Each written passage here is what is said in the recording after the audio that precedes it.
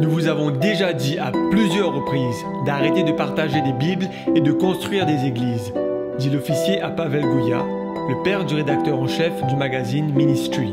Quand la Roumanie était sous le régime communiste, ceux qui étaient contre le gouvernement ou qui partageaient l'évangile étaient ses ennemis. Ils étaient souvent arrêtés et gravement battus.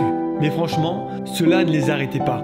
Toutefois, pour quelques personnes connues, les conséquences pouvaient être pires. Un humoriste, par exemple, après avoir parlé à la télévision pendant plusieurs années, commença à se moquer subtilement du dictateur de la nation. Aussi, pour éviter que l'humoriste ne devienne un martyr, les officiers du gouvernement décidèrent de le tuer de telle façon qu'on ne les tiendra pas responsables de sa mort. Ils l'irradièrent sans qu'il ne s'en rende compte et le renvoyèrent mourir chez lui. Quand Pavel fut arrêté, les officiers ne le battirent pas. Ils ne lui donnèrent qu'un avertissement et bizarrement le laissèrent seul dans une pièce toute la nuit. Le matin, on le relâcha pour qu'il rentre chez lui. Apparemment sain et sauf. Goya sourit et demanda « Vous m'avez laissé tout seul dans une pièce ?» Mais ils secouèrent la tête et dirent « Tu ne comprends pas, n'est-ce pas ?» Après quelques jours, Goya eut une diarrhée aiguë, commença à perdre ses cheveux, puis ses ongles. Le médecin lui dit qu'il avait la leucémie causée par une irradiation élevée. « Si je vis pour Jésus.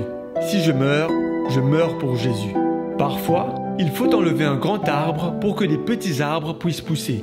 « S'il te plaît Dieu, que mes enfants soient passionnés pour toi, » pria-t-il avant de mourir. Il désirait ardemment que ses enfants aiment le Seigneur et soient des témoins pour lui. Et Dieu accéda à sa demande. Combien nos enfants sont-ils prêts à sacrifier pour Christ, touchés par notre exemple et nos prières? S'ils ne veulent rien sacrifier pour respecter le sabbat, pour préserver la pureté morale, pour mener une vie saine ou pour rendre la dîme et l'engagement, sont-ils disposés plus tard à sacrifier leur vie pour Jésus? Alors que vous rendez votre dîme et que vous donnez votre engagement, priez et demandez à Dieu le courage de sacrifier tout ce qui pourrait vous empêcher d'hériter l'éternité et de transmettre cette valeur divine à vos enfants. Mettons nos désirs en dernier et Dieu en premier.